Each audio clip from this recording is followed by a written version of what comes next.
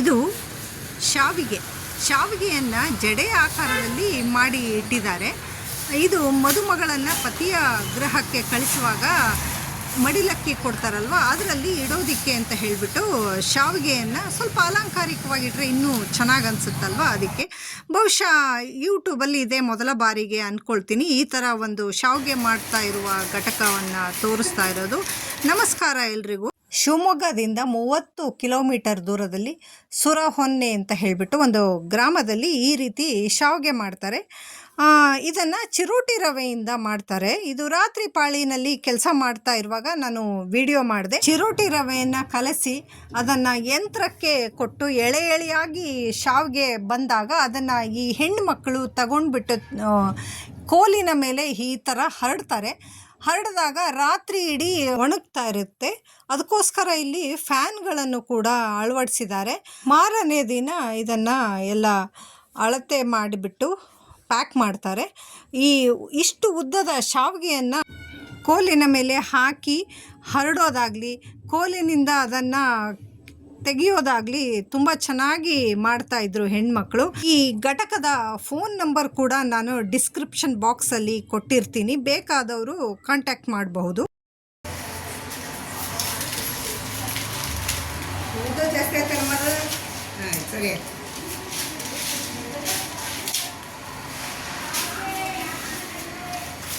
ಒಂದ್ಸರಿ ಒಂದು ಕೋಲಿಗಾಗುತ್ತೆ.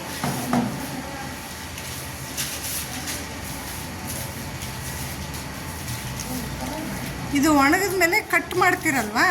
ಕಟ್ಟೋದು ಬೆಳಗ್ಗೆನಾ? ಕಟ್ಟೋದು ಬೆಳಗ್ಗೆ. ಎಷ್ಟೊತ್ತಿಗೆ ಶುರು ಮಾಡ್ತೀವಿ ಕಟ್ಟೋದು? ಮಧ್ಯಾಹ್ನ 2 ಗಂಟೆ. ಅಲ್ಲಿವರೆಗೂ ಹೀಗೆ ಇರುತ್ತಾ ಇದು?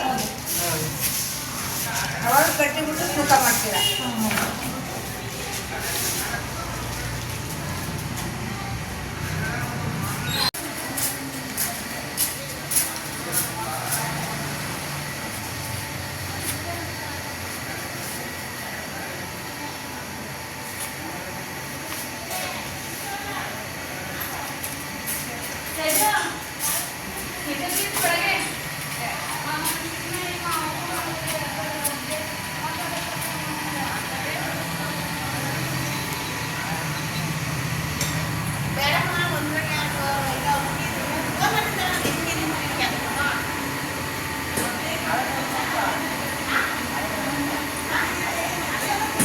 ಕಲಸಿ ರೆಡಿ ಇಟ್ಟಂಥ ಚಿರೋಟಿ ರವೆಯನ್ನು ಈ ಶಾವಿಗೆ ಮಾಡೋ ಯಂತ್ರಕ್ಕೆ ಹಾಕ್ತಾ ಹೋಗ್ತಾರೆ. ಕೆಳಭಾಗದಲ್ಲಿ ಶಾವಿಗೆ ಎಳೆ ಎಳೆಯಾಗಿ ಬರೋದಕ್ಕೆ ಪ್ರಾರಂಭ ಆಗುತ್ತೆ. ಅಲ್ಲಿ ಒಂದು ಫ್ಯಾನ್ ಕೂಡ ಇಟ್ಟಿದ್ದಾರೆ. ಹಾಗಾಗಿ ಶಾವಿಗೆ ಎಳೆಗಳು ಒಂದಕ್ಕೊಂದು ಅಂಟೋದಿಲ್ಲ, ತುಂಬ ನೀಟಾಗಿ ಬರ್ತಾ ಹೋಗುತ್ತೆ.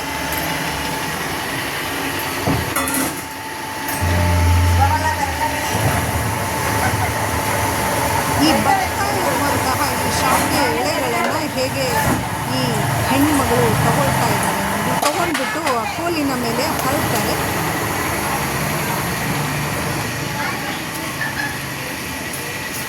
ಈ ಯಂತ್ರಕ್ಕೆ ರವೆ ಮತ್ತು ನೀರನ್ನು ಹಾಕ್ತಾರೆ. ಆಗ ಶಾವಿಗೆ ಮಾಡುವಂತಹ ಒಂದು ಹದವಾದ ಮಿಶ್ರಣ ರೆಡಿ ಆಗುತ್ತೆ.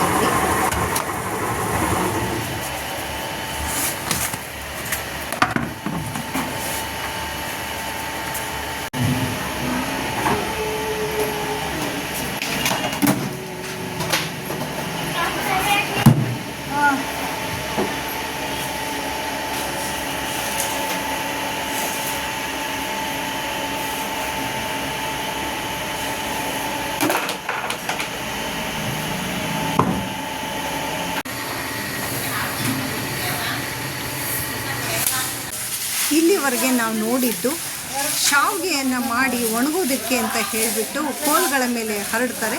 ತದನಂತರ ಒಣಗಿರೋದನ್ನು ಮಾರನೆಯ ದಿನ ಈ ಹೆಣ್ಮಕ್ಳು ಪ್ಯಾಕ್ ಮಾಡ್ತಾ ಇದ್ದಾರೆ.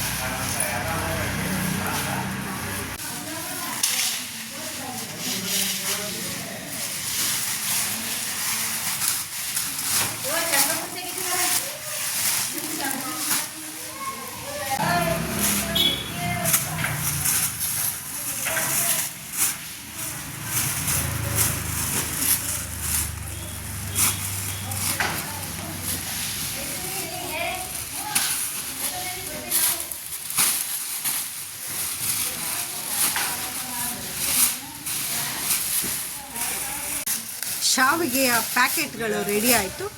ನಂತರ ಇದು ಹೋಲ್ಸೇಲ್ ಶಾಪ್ಗಳಿಗೆ ಮತ್ತು ರಿಟೇಲ್ ಶಾಪ್ಗಳಿಗೆ ರವಾನೆ ಆಗೋದಕ್ಕೆ ರೆಡಿ ಆಯಿತು. ಹಾಗೆ ನಗುತ್ತಾ ಕೆಲಸ ಮಾಡ್ತಾ ಇರೋ ಈ ಹೆಣ್ಣು ಮಕ್ಕಳನ್ನ ನೋಡ್ತಾ ಖುಷಿಯಾಗಿ ನಾನು ಈ ಶಾವಿಗೆ ಮಾಡೋ ಘಟಕದಿಂದ ಹೊರಟೆ. ನನ್ನ ಇವತ್ತಿನ ಈ ವಿಡಿಯೋ ನಿಮಗೆ ಏನು ಅನ್ನಿಸ್ತು ಅಂತ ಹೇಳಿಬಿಟ್ಟು ಕಮೆಂಟ್ ಸೆಕ್ಷನಲ್ಲಿ ಕಮೆಂಟ್ ಮಾಡಿ ತಿಳಿಸಿ. ನಾನು ಮತ್ತೊಮ್ಮೆ ನಿಮಗೆ ಇದೇ ಥರ ವಿಶೇಷವಾದ ಒಂದು ವಿಡಿಯೋವನ್ನು ತೊಗೊಂಡ್ಬಿಟ್ಟು ಬರ್ತೇನೆ. Thank you for watching. Bye.